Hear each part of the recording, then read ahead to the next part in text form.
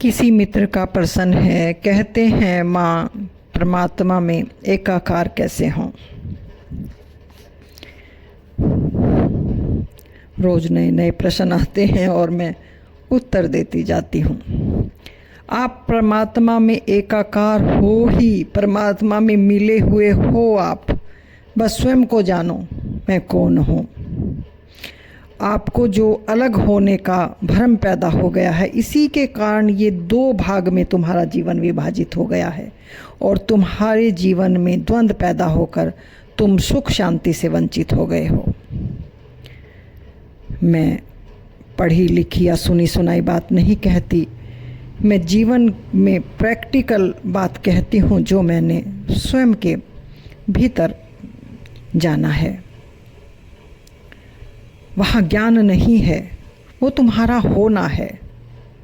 आप बाहर प्रैक्टिकल जीवन में भी देखते हैं, जब हमको बहुत ताकत की आवश्यकता पड़ती है तो राजनेता क्या करते हैं, इकट्ठा करते हैं पब्लिक को, ताकि ज़्यादा से ज़्यादा वोट बैंक तैयार हो सके और हम जीत सकें।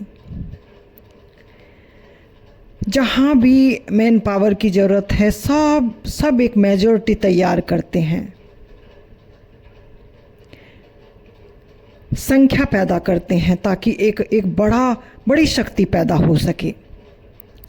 ठीक इसी प्रकार एक आध्यात्मिक व्यक्ति स्वयं की यात्रा करते हुए उस ब्रह्मांड से संयुक्त हो जाता है, जहाँ संपूर्ण ब्रह्मांड की शक्तियाँ मनुष्य के भीतर काम करने लगती हैं।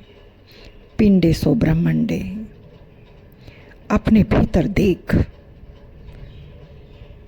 तू ही ब्रह्म है, तू ही भगवान है। लेकिन कौन? शब्दों में नहीं।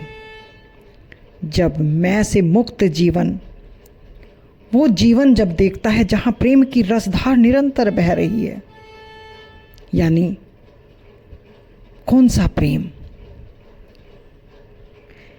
जब माँ से बच्चा बिछड़ता है तो कितना बच्चा रोता है और माँ को ढूंढता है, मुझे मेरी माँ चाहिए। उसे कितने ही खिलौने दो, कितने ही आकर्षण दो, उसे राजा के घर पहुँचा दो, उसकी पसंद की सारी चीज़ें रख दो, लेकिन बच्चे का रोना ख़त्म नहीं होता।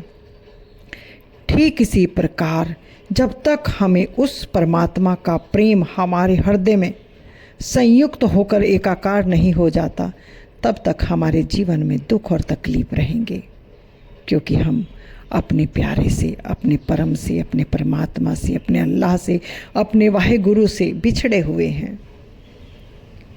और जब हम उस संयुक्तता का, उस प्रेम का बोध अपने भीतर करते हैं तो हमारे सारे दुख तकलीफ दूर हो जाते हैं। मिलन हो गया, एक हो गया, संयुक्त हो गया, पूरा ब्रह्मांड एक उस प्रेम की धार में, जैसे माला के मोती एक धागे में पिरोए हुए हैं।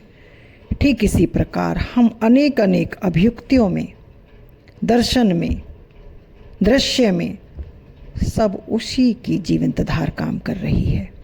फिर कहूँगी, सबको मेरा प्रेम नमन।